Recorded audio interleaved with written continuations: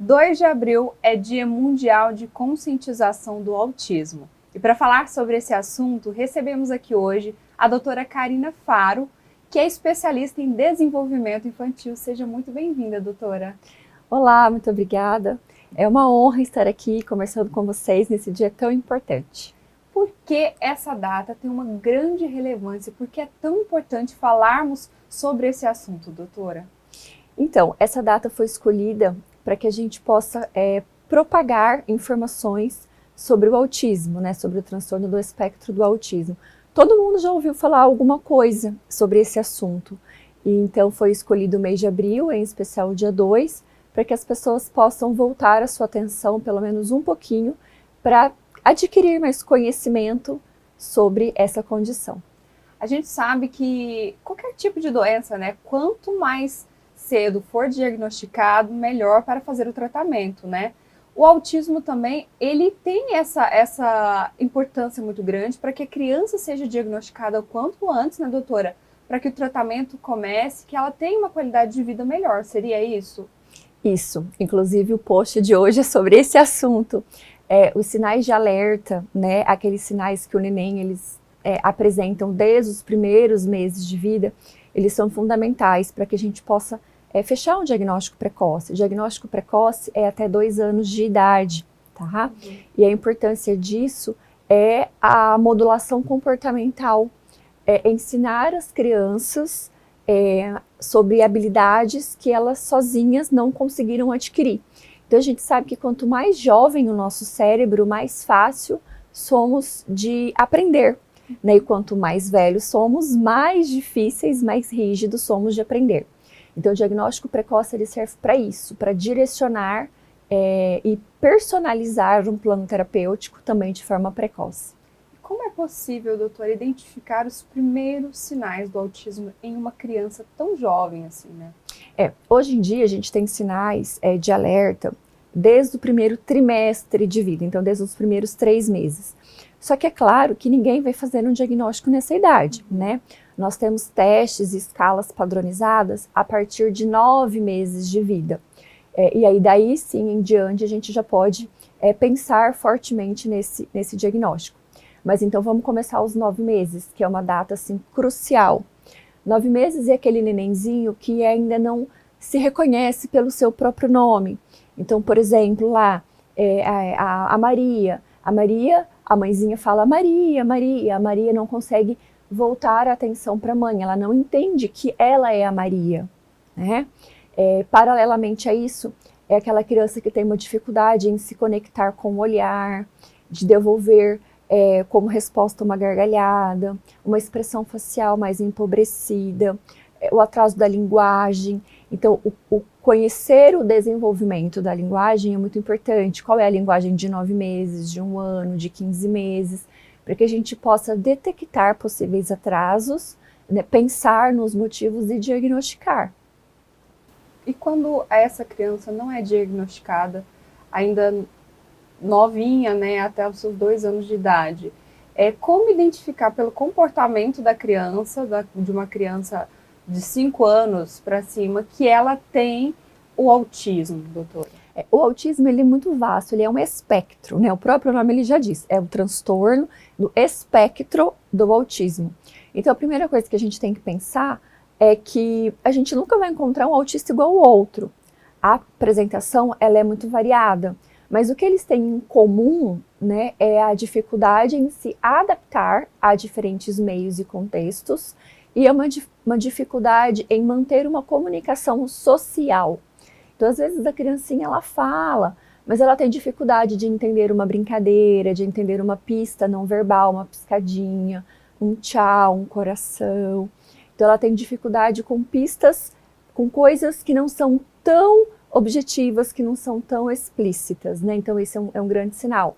A gente tem autistas de nível 1, 2 e 3, isso também, na apresentação, isso faz diferença.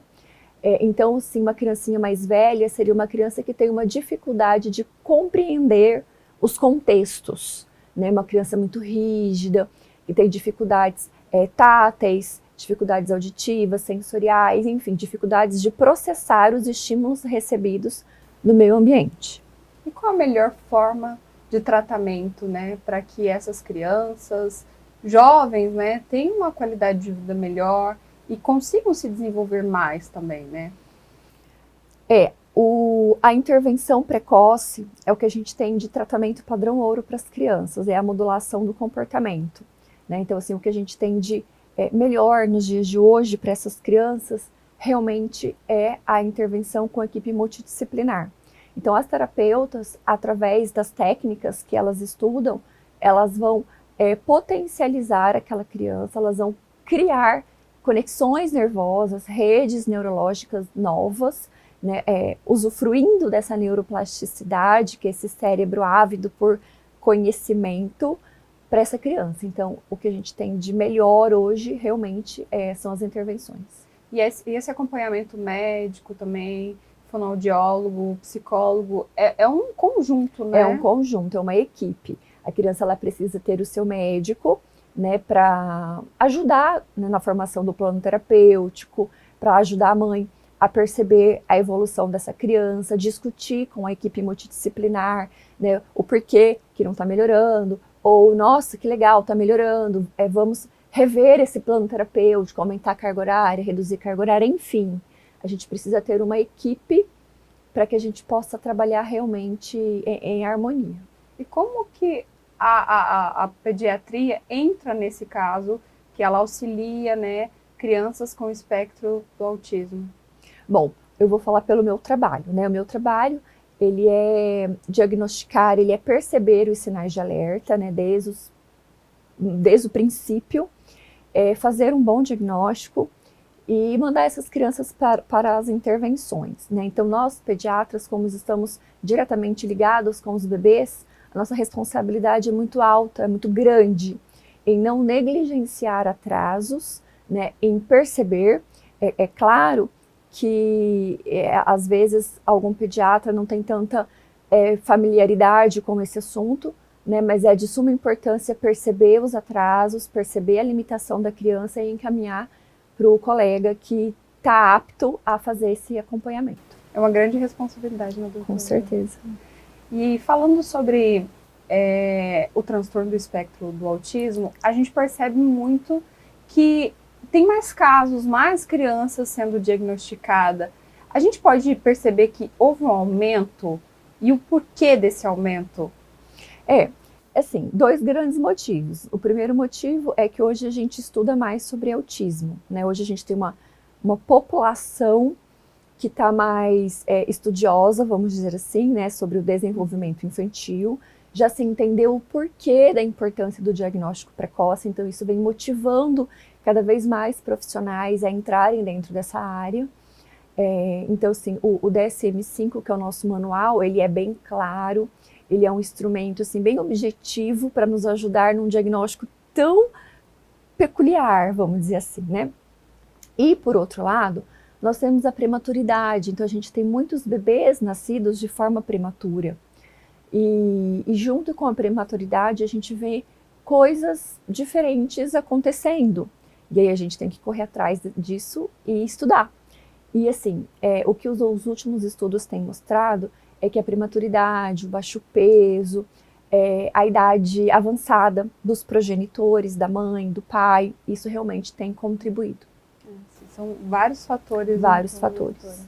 Para a gente encerrar, eu queria que você deixasse um recado, dicas também, né, para os pais que estão aí com seus filhos que foram diagnosticados, né, e como você, como médica, orientaria essas pessoas, né, para seguir, para poder terem uma vida também tranquila?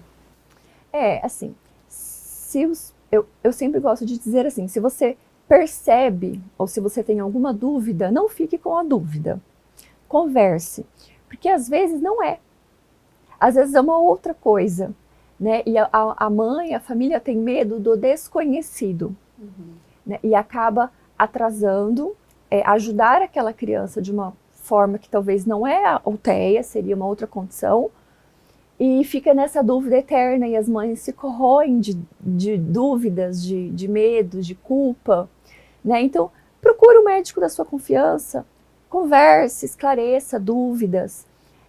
A criança, ela é uma caixinha de surpresa, né? Então, assim, a todo momento, a todo mês, a cada nova fase, elas sempre nos surpreendem. Então, eu acho que a minha dica é: não fique com a pulga atrás da orelha. Busque orientação e converse. Bacana. Doutora, muito obrigada pelas suas informações nessa data tão importante.